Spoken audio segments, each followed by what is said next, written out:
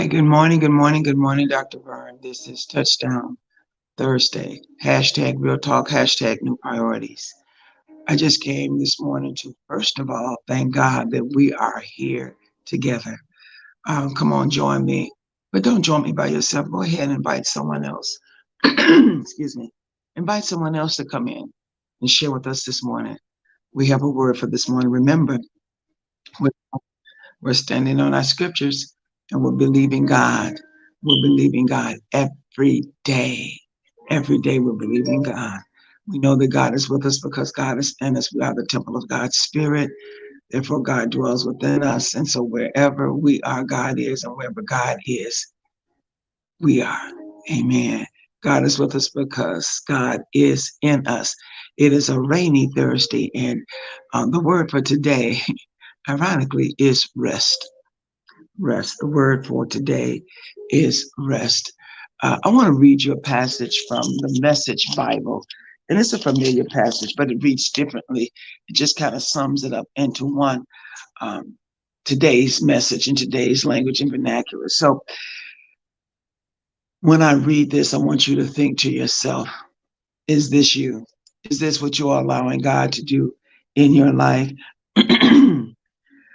It comes from Psalms 23 and it reads, God, my shepherd, I don't need a thing. You have bedded me down in lush meadows. You find me quiet pools to drink from. True to your word, you let me catch my breath and you send me in the right direction. Even when the way goes through or the way goes through Death Valley, I'm not afraid. When you walk at my side, your trusty shepherd's crook makes me feel secure. You serve me a six-course dinner right in front of my enemies, and you revive my drooping head. My cup brims with blessing. Your beauty and love chase after me every day of my life. I'm back home in the house of God for the rest of my life. That's the 23rd Psalms. You may recognize it as the Lord is my shepherd, I shall not want. But here's the thing. Do you desire and want rest and peace? God is saying that I provided for you. I'll give it to you. I want you to have it. The word for today is rest. The word for today is rest. In this world that we're living in and the things that we have attached ourselves to, they demand a lot from us. They demand energy and time and thought, focus. And it's not something that we can spend just a minuscule amount of time on. It demands sometimes large amounts of our time. And as a result of that, we get very little rest. We push the body, we push the body, and we push the body. We push the body, and we push the body, and we push the body. And the body becomes exhausted. I just came to tell you today that as we are approaching the weekend, and I know some work schedules require that you work on the weekend, especially those of service related type positions and jobs. Many and oftentimes we have to rotate on the weekends, but I'm asking that you would take time to rest.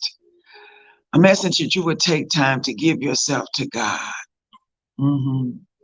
To give yourself to God so that He might restore you, that He might renew you, so that you won't be so exhausted, that you won't be walking and half passing out because your tank is half empty or almost depleted. If you don't, if you don't, there are repercussions as a result. Your body will begin to break down. Your body will begin to lack energy. You'll have poor decision-making abilities. You will enter through wrong doors, doors that you should never have entered in through. You will find yourself entering through those doors. You'll be engaging in unworthy relationships, whether it be personal relationships, whether business relationships, whether spiritual relationships. You will find yourself entering in. God even stopped, not because God was exhausted that He stopped on the seventh day to look and then say everything is good, and he was going to rest on the seventh day, and he made the seventh day the Sabbath, making it holy. It wasn't because God was tired, but God wanted to introduce an element of break. He wanted to introduce an element of pull back and rest. God wanted us to establish that in our everyday going ons and in our everyday existence. But we keep going and we keep going. And God says, if you want it, I'll give you rest. He told the Israelites that they suffered and they fought on every side. There was always someone after them. There was always someone that they were fighting against. There was always someone they were running from. And God said to them, even in Exodus 33, I will give you rest. I will give you rest. Psalms 4:8 says, he will make you dwell in safety.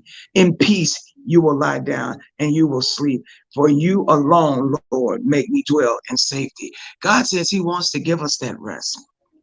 He wants to give us that rest so that we can avoid those things that a lack of rest and sleep deprivation brings. It's a link to high blood pressure. There's a link to diabetes and heart attacks and heart failure and stroke. There's a link to obesity, to depression. Yeah, decreased immune function.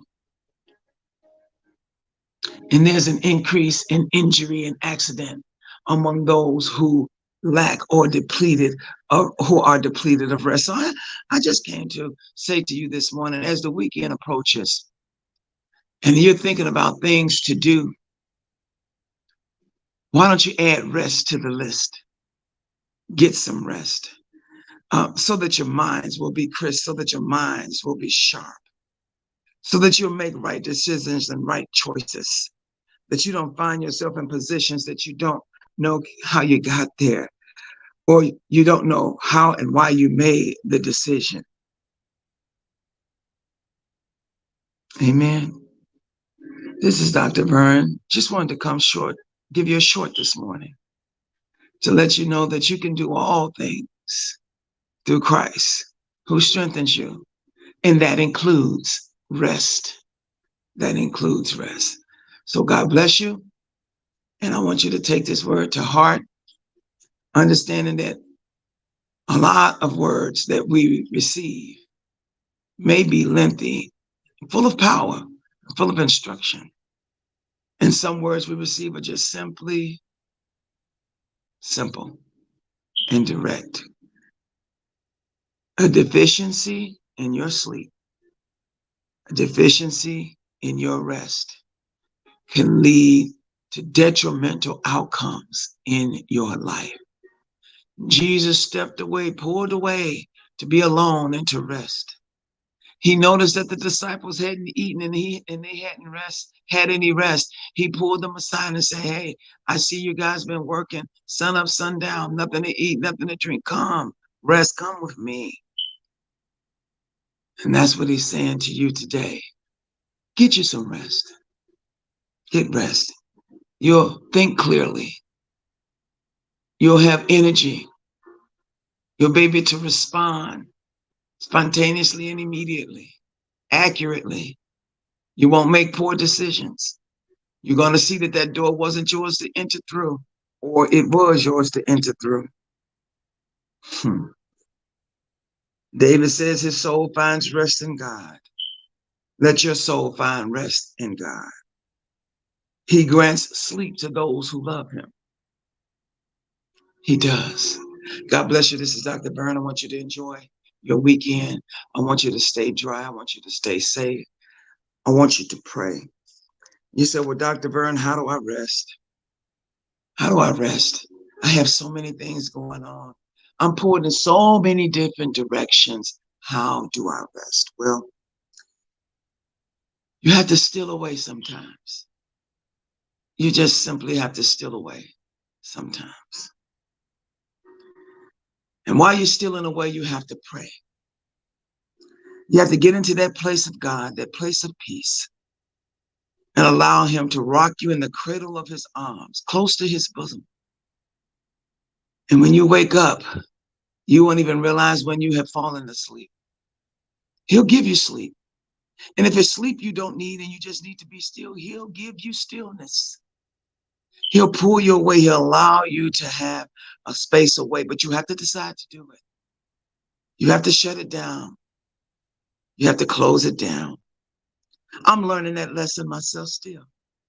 After all of these years, I have to shut it down. We continue to go. We continue to be there. We continue to make ourselves available. Ministry is a hard job, a rewarding job, a job that I would not give up for anything in this world, but it's taxing.